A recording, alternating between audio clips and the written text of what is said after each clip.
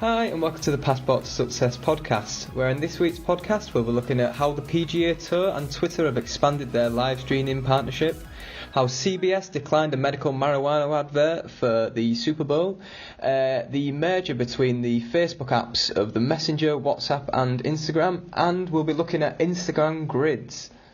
I'm Becca. And I'm Simon from Passport to Success, the online platform built by industry experts designed to help advise, guide and support entrepreneurs and small businesses to success.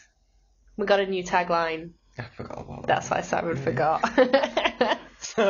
Like every week, we're just going to be going into our recommended tool that we recommend. Tool of the week. Businesses start that looking into. Our jingle. Yeah. Should make one, shouldn't we? Tool of the week. So this week's is looking at Google's Data Studio. So if you're not using this in your business, it's something that it's just something that you have to use.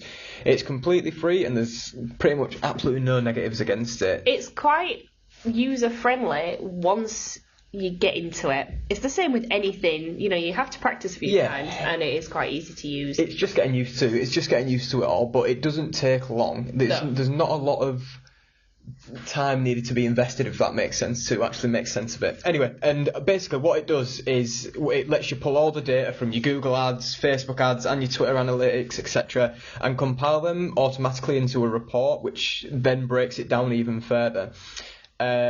The Facebook ads and Twitter analytics are all third-party features, whereas the Google ads or analytics are completely are free.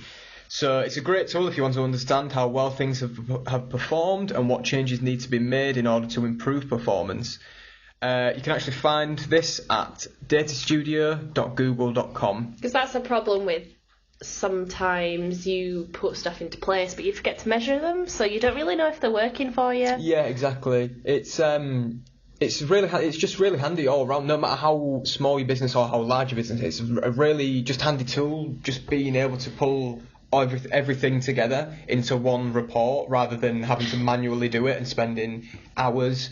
Yeah, they can take a lot of time. Yeah, reports, can't they? Yeah, it's definitely worth having a look at and trying to get used to. It doesn't take that much time. So our first story this week, we'll look at the medical marijuana advert for the Super Bowl. So not the medical marijuana advert for the Super Bowl. The Super Bowl doesn't have medical marijuana. Oh, sorry. Yeah, no. Well, they do the halftime shows, don't they? Where it's an advert that they want to put in during the Super Bowl. Yeah. So the Super Bowl, it's like that huge event that's hosted by CBS, and never heard of it. Yeah, no. It's this weekend. And it's who's in it? Do you know what? I don't follow it. The only thing I look at, honestly, is the adverts. But it's because some of the adverts, I think it was last year, there was the Tide ad. Yeah, that was a good advert. It was really David Harbour. Yeah, it was good. Yeah. It was a good advert. I liked that one. And companies are spending. Well, they spend millions on this. It's so prime time advertising. They're advertising to millions of people globally. Maybe. Yeah, not just America. Just America. And to get a segment, so in 2018, to get a segment, a 30-second ad slot was $5 million, which compared to ITV, 30-second ad slot is around £30,000 to £40,000. Oh my god! So it just shows this is for prime time as well on ITV. It's not just like a general time. This is for prime time. 30-second slot is £30,000 to £40,000, which is nothing compared to the $5 million, but then you have to think of the amount of people it's going to be reaching out to. And basically a company called Acreage created an ad around medical marijuana and how it can be used to treat sickness. And the ad itself wasn't around selling marijuana or trying to sell marijuana. It was about how it's being used to treat unwell patients. It's a hot topic, the medical marijuana in America, because some states have made it legal, haven't they? Yes. And it hasn't always been legal, and some places it still isn't. It's got to be confusing when each state has the rules. Yeah, exactly. And it's so 10 states it's legal. It's legal in 10 states, and it's medical in 33. Right. But CBS actually rejected the ad because it wasn't consistent with the network's advertising policies. Okay. And you can see where CBS is coming from, because if the ad was presented across all of these states, even when medical marijuana is not legal in some of them, Yes.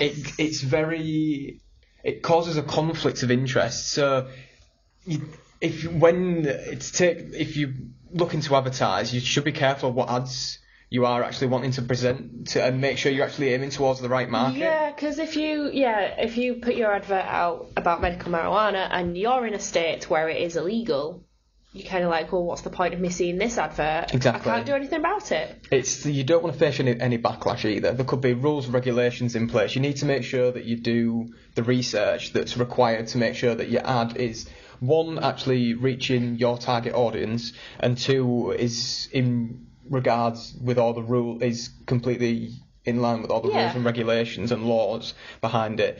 But it's a shame because the advert is actually really good. It's a really good advert showing how it's actually helped. Yeah. It's just on YouTube. It's really easy to find. It's hard to show you on a podcast. Sorry. Yeah. Go do it yourself. But it's really interesting actually to see how it's being used to help people overcome certain medical conditions. It's proven to assist in certain medical conditions. So it is a shame from that point of view, but at the same time, we can understand where CBS is coming from, because it's a global. This event it's a global event, and obviously medical marijuana is available in 33 states, so it's not available in all the states. And it's not even available in every country. Yeah, exactly. So you want your advert to be as universal as possible. Yes, but still being able to target your audience. Yeah. But yeah, I thought it was quite an interesting story. It's a good one. Go watch the advert. Yeah, honestly, it's a really good advert. And next, just looking at the PGA Tour and how Twitter both combat so they've been trying out a live streaming partnership, and they've expanded it further for 2018, 2019. So what the coverage will do is it'll show the live coverage of the PGA Tours. So it'll span over 28 countries on Twitter, through Twitter, and it'll provide 140 hours worth of free golf action. Cool. If you were paying for like BT Sport or whatever the golf's on, you'd be paying for that service. But if you don't pay for it on Twitter. Exactly. So it just makes it more accessible for people. Yeah. So people will actually create Twitter accounts so they can actually watch the game itself. Okay, yeah. And it just works. So it's quite a clever. It's really clever between both Twitter and the PGA Tour, because it's encouraging people to join Twitter. Yeah. And watch the PGA Tour, and if people are already on Twitter and they see that there's a live event going on, they might watch it, gain interest. I like following hashtags during certain programs sometimes. Yeah. Like, I think I was watching the Royal Variety performance like a couple of months ago, and I was waiting for the Hamilton performance. Yeah. Well, because I missed the beginning, I was like, have I missed Hamilton? So I was looking for Royal Variety Hamilton on hashtags. Yeah. And actually, I hadn't missed it because I only know because I looked at the hashtag. Yeah. So apologies, we just have to stop there. We just have to do something in the office. That's when you're trying to film a podcast. Duty calls. And do other things as well. I was talking about following the hashtag.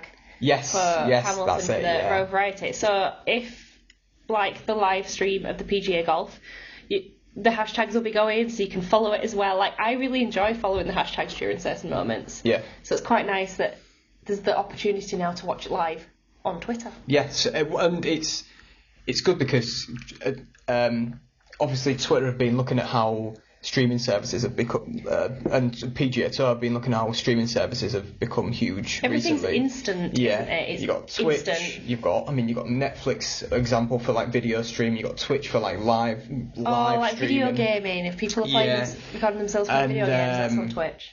What they're also introducing is they're not just leaving it as you can watch this. They're doing it. They're allowing people to interact through Twitter. So what there is if you're a fan of the PGA Tour and you're watching it through Twitter, you can vote via a Fan Vote Friday initiative, which gives the viewer the chance to decide via Twitter one of the two featured groups to be shown. Cool. So it's so interactive as well. Yeah. So there's different groups you'll be able to watch, and you can vote which ones. You can vote which one you prefer to watch. So I'm not even a huge fan of golf, but if that was involved in. Yeah, I don't know, maybe like the Oscars or something. I'd like that. I think it'll be interesting to see if anyone else. If they start rolling it out, even the World Cup maybe, or other sports. It doesn't have to be just sporting, but I guess just general business. Good, like if there's, I think it's a really good idea. It's a really good opportunity for businesses to promote their business through Twitter, through a live video, and it's just a really good way to get interaction for your business, encourage people to join Twitter, encourage people who are already on Twitter to watch the PGA Tour in the first place. Yeah, a lot of people know about Facebook Live, like through Facebook, and then you can react and stuff, can't you? But you don't tend to think of Twitter as being the live. No. I think it'll be interesting to see if this takes off, really. If more businesses come into Twitter to ask if they can live stream things, and then it'll wonder if they'll put ads within the live streams before they start up. So there could be opportunity for businesses to actually sponsor or promote or have an ad in these live streams. Yeah. I just thought it was a really interesting concept that I think might actually take off in 2019. Yeah.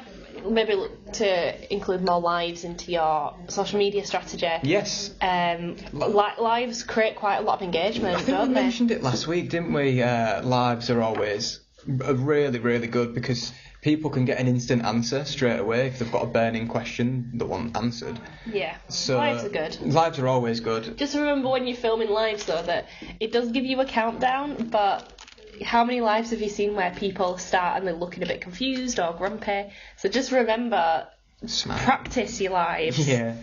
Just so you want them to look as slick as possible. Mm-hmm. Cool. So should we talk about what I found? Yeah. So you may have heard in the news that Facebook is looking to merge Messenger, Instagram, and WhatsApp. Well, not to merge, to integrate them. Okay. Because they're 3 standalone apps at the minute.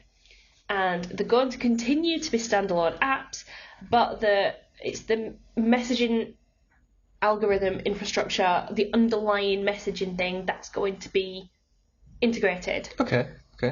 So, for example, the example I found is like if you are on WhatsApp, you could message an Instagram user. Because you can't at the minute. Oh, so it's a bit like cross-platform? Yes. So if I'm on Messenger, I could message someone on Instagram or WhatsApp via the Messenger, Facebook Messenger, and vice versa. All of them can chat to each other. Okay, that's quite interesting. Yeah, because they're all owned by Facebook. And even though, as I say, they're still going to be standalone, so Instagram will still be your photos, WhatsApp will still be messages. Mm-hmm. It's expected to be completed by the end of this year, early next year. Okay. And I'm not sure how it's going to work, but it just means that it could be quite a big deal if you're wanting to talk to a lot of people. It makes it easier, I suppose, for businesses to now use, maybe even go onto Instagram because they'll be able to.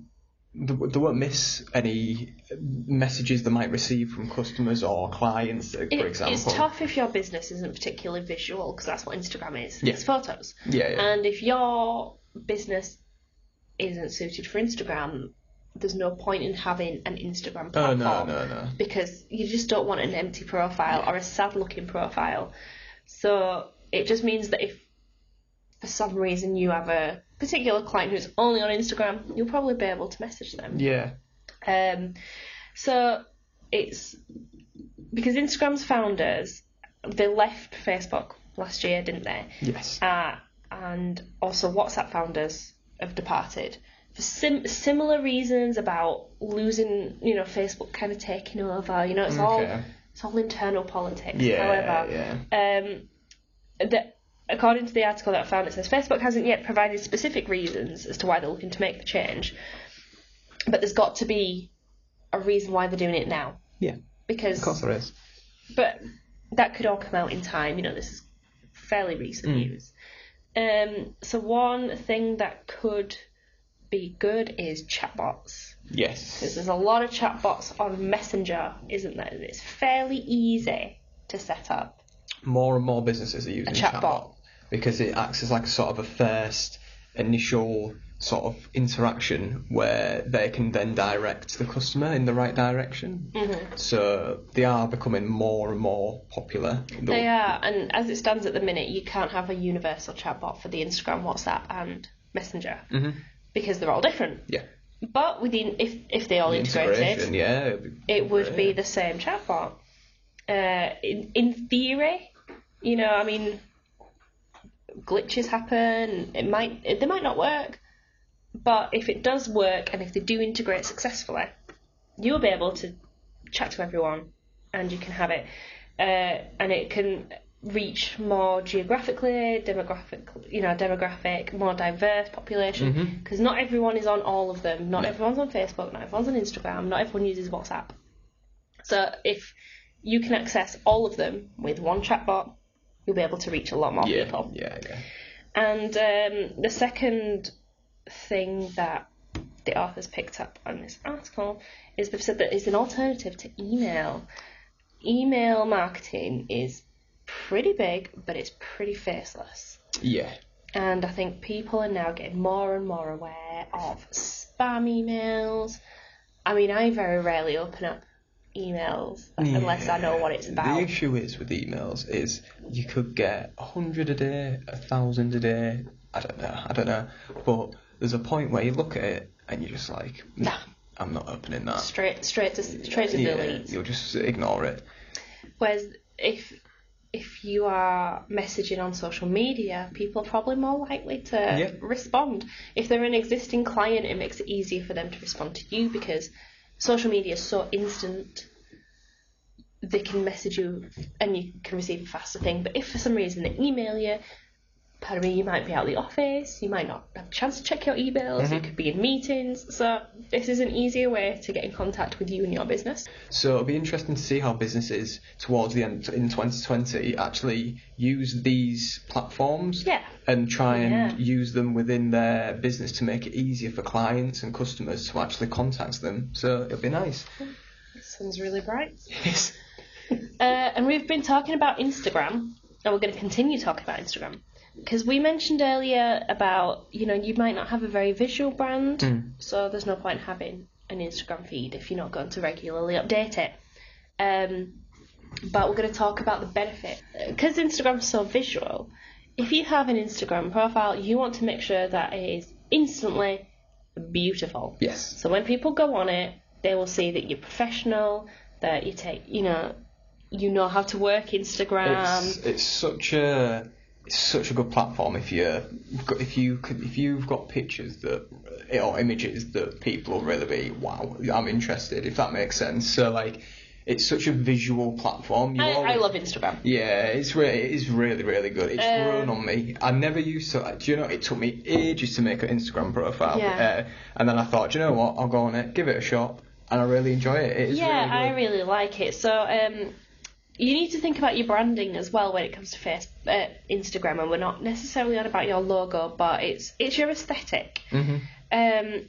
It's the unique visual style of your business. It's unique to you, and it's obviously quite visual. Like I've noticed on my Instagram, I tend to favour certain filters. Okay. So something that you should do is keep to a similar look of filters. You don't want to be jumping between every filter, because then it lacks consistency and it lacks this underlying brand visual style. So you need to establish the aesthetic so people will know it's yours or will know it's related to you. You don't even have to use filters. The filters might detract from your branding. So you need to decide yourself when you're on Instagram, if you want to use the filters. Sometimes they're good, sometimes they're great, but if it's going to detract or ruin your brand, don't do it. That's the issue as well, is you need to judge when it's right, because sometimes filters can portray an image of something that isn't actually as it is, if that makes sense. Advertising. And like when you see all these people with the Snapchat filters and like the butterflies in their heads, it's like, that's not you in real life. Yeah. So you need to be really careful when you're using filters. If you're going to use them, obviously, I mean, we're not saying you can't can't use filters. Everyone uses filters because it makes things more aesthetically pleasing. But they can't be used in a way to falsely advertise towards your audience, because if you do that and then the audience say purchase a product or service and it isn't exactly how they wanted it, then there's going to be issues. You're going to have like bad relationships with your customers. Yeah. So when we talk about the Instagram grid, is when you go on your profile, it's your photos, and they do form a grid, don't they? Yeah. And you want to make that look slick, look good. So there's a few tips to help with that.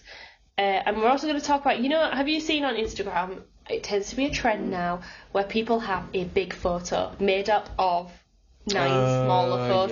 Yes. So that's the idea where if you want something quite visually interesting, or it's a big announcement, it needs to be divisible by 3 because your grid is 3 wide. 3 by 3 is quite nice because it keeps it in a square. Yeah. Instagram shows in squares, doesn't it? Mm-hmm. So it tends to be 3 by 3s of a big picture broken down into smaller things. Now, my issue with these is there's a couple. I quite like them, they look good. However, the minute you then upload a new photo, it whacks it all out. Yeah. Because then it will move everything down and across. So then you need to upload 9 more photos, or however many your images, to then get it right again. So if someone's looking on your grid, they're going to see this jumbled up thing, and it's a mess. So you need to be aware of that. One really good way that Aldi get around this, Aldi's Instagram's beautiful. Yeah. But they do it so that when you look at it, it's a big picture. But each individual picture still is a standalone picture. Oh, that's good, yeah. And, like those puzzles where each piece is its own piece, but then there's little bits the pattern continues off the side onto the next bits. So, like, when I can think of when it was the World Cup, they had a lot of football-related things. And, like, in the bottom corner of one, there was a quarter of a football, but then in the next one, there was the other quarter of the football. So when the two were together, you'd see the football, but when they were separate, you would just go, there's a quarter of a football. So look at Aldi's Instagram for that, for tips on how to stop that, because there's a few, like, theatres that I follow, there's a few office buildings that we follow, and it becomes all out of sync. When they upload a new photo. So just be wary of that one. But also, when people are scrolling through their news feed, they don't see it as the big 9 by 9 grid, 3 by 3 grid. Yeah, they just see it as that standalone picture. And if it's the top corner of some sky and there's nothing there, who's even going to be interested in that? Yeah, so your individual photos aren't going to get as many engagements. Whereas, if they're still standalone images, you might get your engagement. So that's something to think about. And there's quite a lot of cons against them for the sake of one big photo. They can be good for if you just started on Instagram and say your product or service hasn't launched yet. Say, I don't know, for example, you've got your own cafe or restaurant and it's not open yet, and you wanted to maybe do a bit of a 3 by 3 grid of what the cafe looks like. Yeah. Say, for example, just before it launches, to give people a taster of what it looks like inside. Do you know what it's kind of like? Remember on Catchphrase when there was the grid? They would take away one of the squares and you'd only see a little bit of it. It's kind of like that when it's on someone else's newsfeed. You only see a little bit of the image. That could then create some intrigue. What's this about? I need to find out more. And then they click onto your profile. But you need to make it interesting enough that they're going to do that. Yeah. So then also, there's just a few extra tips. Now, these are really good for Instagram in general, but in particular, it's making your brand look good. So first of all, your photos need to be high quality. Yeah. You need to make sure they are either in focus, or if they're out of focus, it's intentionally out of focus. Sometimes you want to have a different focal point, we understand, but you need to make sure that the photos are high quality. You don't want any pixelation, don't want any blurriness. And it's a similar theme. So if this is where we say stick to similar filters, it could be grungy, it can be colourful, it can be minimal. It fits with your brand aesthetic, and just make it consistent. Otherwise, people are going to be a bit, oh, this doesn't seem to be part of the same brand. Mm-hmm. This is a bit confusing. And filters, sometimes you might want to go black and white, fair enough. But when it comes to the colour filters, use the similar warmth ones.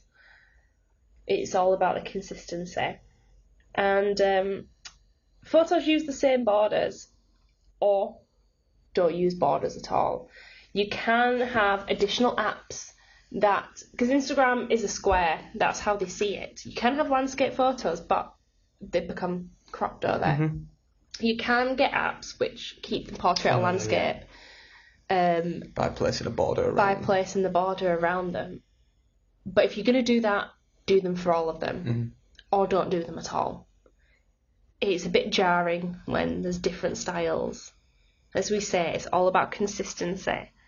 And alternate, if you're going to alternate, keep it in a pattern. So you can maybe rotate between 3 or 4 filters or 3 or 4 colours on a regular basis. It keeps it different enough but still consistent, because otherwise it's going to get boring quite quickly. And mix up your content a little bit. Again, keep it fairly consistent, but you don't want to be posting the exact same thing. So it could be photos, it could be graphics, it could be infographics, it could be illustrations. Like we say, we've given you tools before on how to create personalised content. Mm-hmm. So use some of those and make sure they're royalty free, of course. You don't want to be nicking anyone else's stuff. And if you are going to use someone else's stuff, you need to make sure that you reference it if you can. Yeah. But, as we say, keep it consistent but interesting. Play around with Instagram. I love Instagram. And we know it's not right for everyone, but it's perfect for some. It's getting more and more popular. And if they're all going to be integrated in messaging, exactly, you might as well get involved. Exactly. That's it for this week. Thank you for listening to the podcast. Stay up to date with all things Passport to Success, and we'll speak to you in the next podcast. Bye. Bye. Bye. Bye.